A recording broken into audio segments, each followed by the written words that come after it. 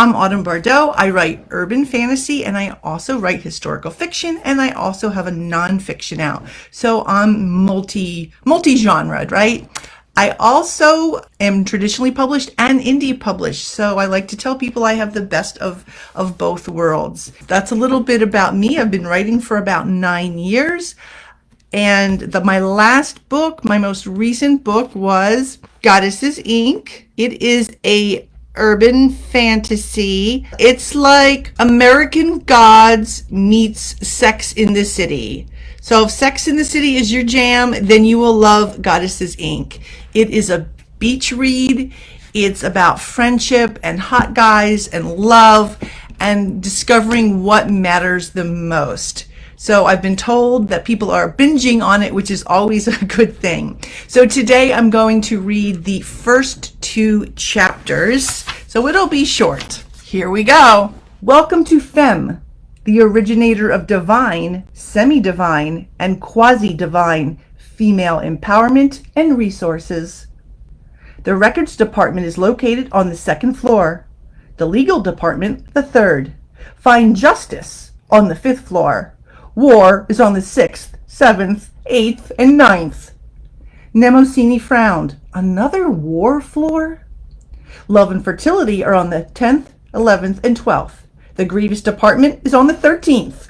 Flora and fauna are on the 14th, 15th, and 16th. Artifacts and ancient scripts are located in the basement. Consult the information desk for all other departments.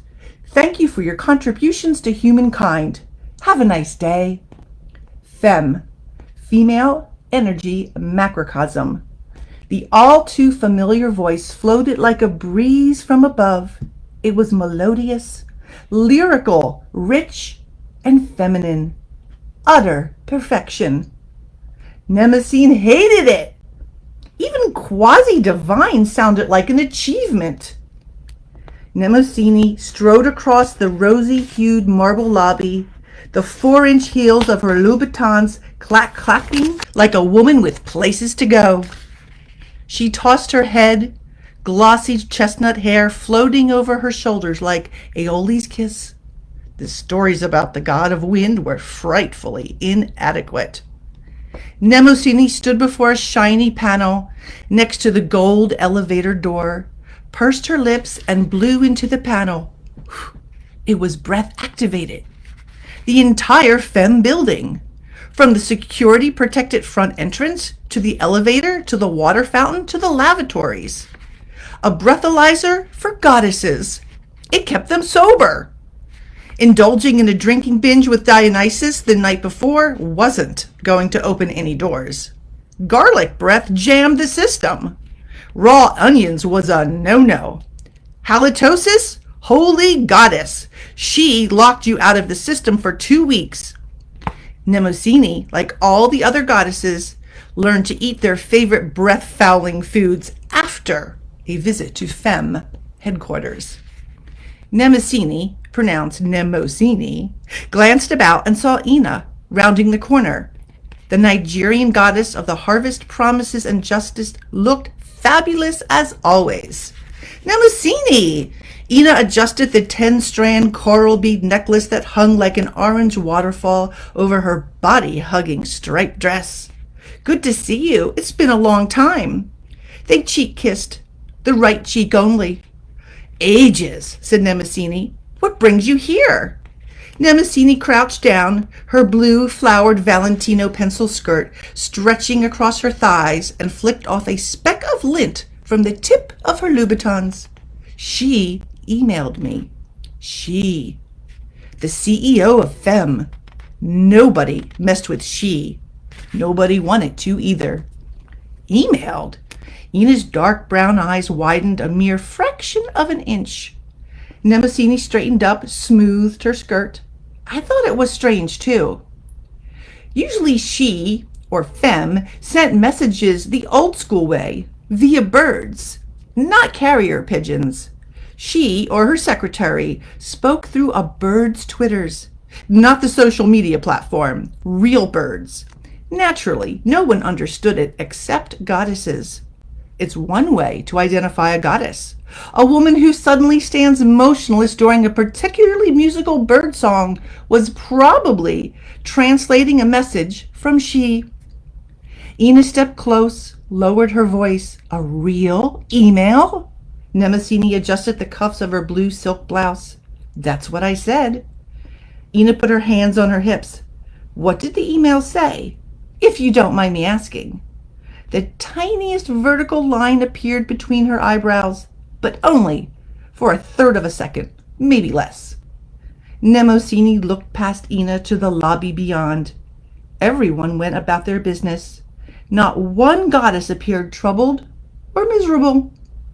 Mnemosyne had always liked Ina, although they were miles apart. Not geographically, but in terms of status. Mnemosyne considered herself to be ever so much more important. Your presence is required. That's it? Ina's eyes brightened with curiosity. Mnemosyne nodded. That was it. Pretty innocuous. It could be about a multitude of reasons. Her free-spirited daughters, for one. Interesting. Ina's slim hand slipped into her Dolce & Gabbana leopard print tote and tugged out a pricey bottle of Swiss mountain water. Dilution? Thank you. You're such a gem. Mnemosyne drank it down, carefully, so her lipstick did not smear. Purification by water was not necessary, but she always sensed when a goddess's body was not properly hydrated, and therefore less fluid in thought and deed. Flow. It was de rigueur in the goddess business, which was pretty ironic, since the phrase actually meant unyielding and inflexible. Femme's hypocrisies mirrored that of the world. Mnemosyne capped the lid, tossed it in the nearby receptacle. How do I look? Gorgeous and divine. Ina smiled, but it did not reach her eyes. A fake smile. The elevator door opened. Mnemosyne stepped inside, turned around, and spoke to the voice-activated ceiling. Femme installed the latest technology. Ina wiggled her fingers into a wave.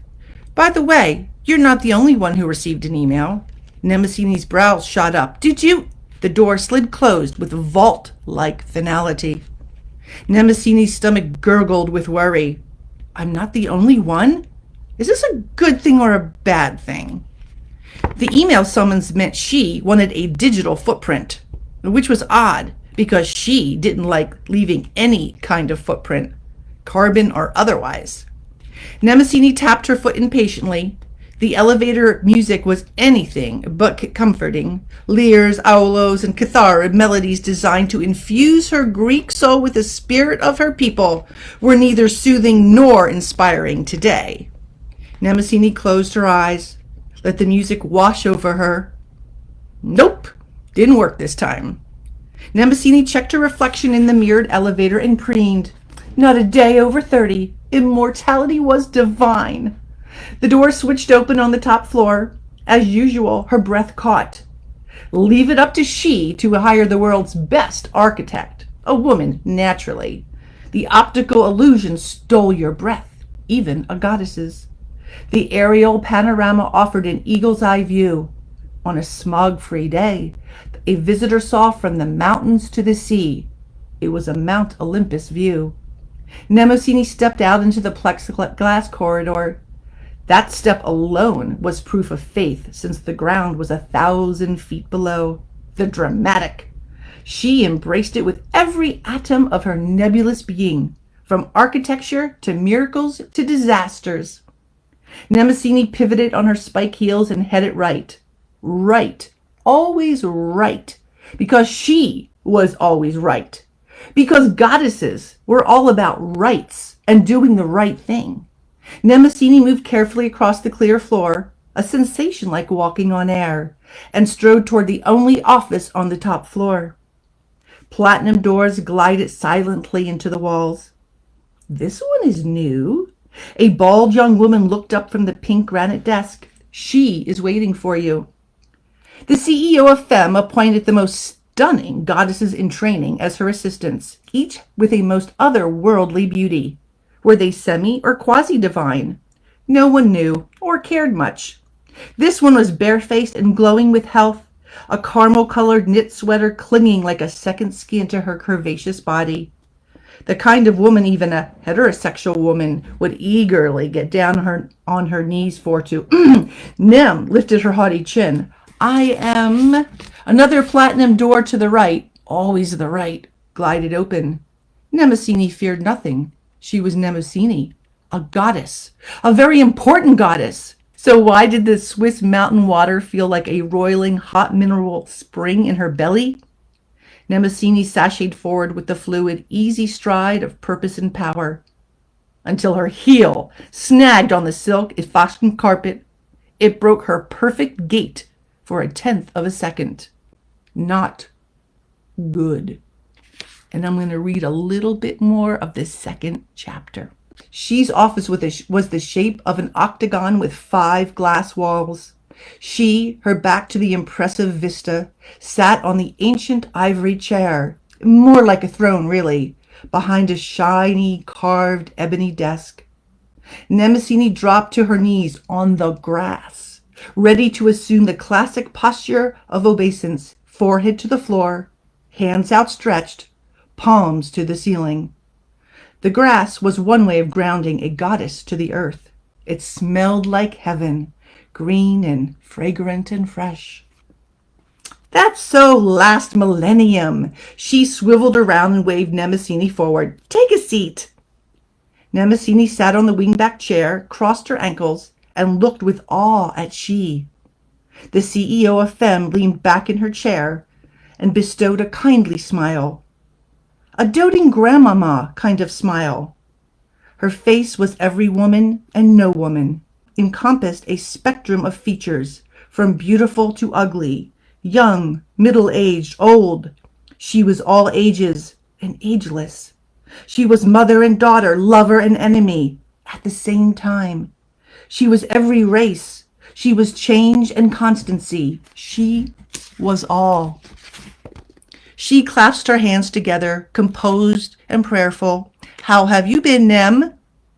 Very few goddesses called her Mnem, only her closest friends. Mnem's stomach clenched. The Swiss mountain water swirled like a turbulent sea in her gut. I'm wonderful, thank you. Mnem pushed her lips into a smile. Is that so? She tilted her head, compassion flickering across her face. Life is wonderful. Mnem sat up straighter. Beautiful. Beautiful. One of She's thumbs tapped with steady slowness atop the other. Mnem dropped her gaze. It was difficult to look at She's face for too long. It was much too disconcerting. Mnem looked at She's clothes instead. She always wore a caftan. This one was tied with a thin braided sash threaded with wooden beads. It was beautiful. The wide stripes of pale blue, bronze, cream, and ginger were timeless hues, the earth's palettes. Is this about my daughters? Mnem prayed to a goddess her stomach would not gurgle. They can be a handful at times. Is it Melpomene? She's such a drama queen. Your 9 daughters are fine, quite active in the world. She unclasped her hands and set her palms on the gleaming desk, which is why I've summoned you here. Mnem relaxed. Her stomach settled. This must be about her daughters. The 9 muses! What's not to like about them? Creative mortals everywhere called on them regularly. Zeus, their father, however, had little hand in their upbringing. Talk about an absentee father. Well, most of the time. Mnem uncrossed her ankles and leaned forward, eager to hear the good news. Your daughters have increased their significance, said she. They are important, needed, desired. Mnem's head bobbed with pride. What mother doesn't love hearing praise about their children? She, her eyes hardening into obsidian, poked a rigid index finger into the air as though tapping an invisible button between her and Mnem. You are not. She settled back in a throne-like chair, her hands draped over the intricately carved armrests. Mnem blinked. Pardon me? You are no longer relevant, Mnemosyne. No one knows who you are or what you are the goddess of. Mnem touched her chest. I'm Mnemosyne, Greek goddess of memory. She's lips twitched. I know who you are. She held out a silencing palm. Do you have a brand? A what? She produced a cell phone from the folds of her caftan and pushed the device towards the desk. A brand. A platform. Do you have followers?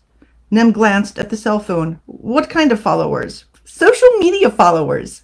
She tapped the phone with the long, oval-shaped nails. Twitter, Instapic, Snapchat, Facebook. A Charybdis whirlpool churned in Mnem's belly. You're a goddess, and you don't have a Twitter account, let alone a blue check mark. Neither do you, Mnem shot back. She laughed, a beautifully ugly sound devoid of mirth. I don't need one. I am all. Mnem felt the roiling waters move upwards. You asked me here to tell me to get a social media account? No. She crossed her arms. Femme and mas are merging. Mas, masculine alliance sodality, the comic counterpart. She stretched her arm to the vista beyond, to the landscape of skyscrapers, factories, buildings, and domiciles. The world is always changing. We change with it. Don't throw up. What does that mean? She lowered her arm, the caftan's fabric fluttering into perfect drapes around her. It means, Mnemosyne, that we must clean house, downsize, free ourselves from goddesses and gods who are no longer relevant. I'm relevant, Mnem squeaked, her voice without relevancy. No, you're not. She's mouth formed into her famous smile frown, pitying, beneficent, empathetic, and terrifying. Darling, you haven't been relevant for 1,000 years. I'll change. Mnem slid her phone from her metallic goatskin Chanel purse. I'll create a brand. I'll start an account. How difficult can it be to get a blue check mark? She sighed. It's too late. What do you mean? Mnem's divine bones chilled to ice. Are you firing me? I prefer the term dismissed. She crossed one leg over the other. You're one of many. Mas and I are streamlining. Redundancy is neither expedient nor prudent. All the air whooshed out of Mnem, her belly constricted, her bowels twisted. What will happen to me? Mnem's voice cracked, sounded human, a voice strangled by fear. She graced her with another ghastly, pitying smile. You are now barred from Femme. All your privileges revoked forthwith.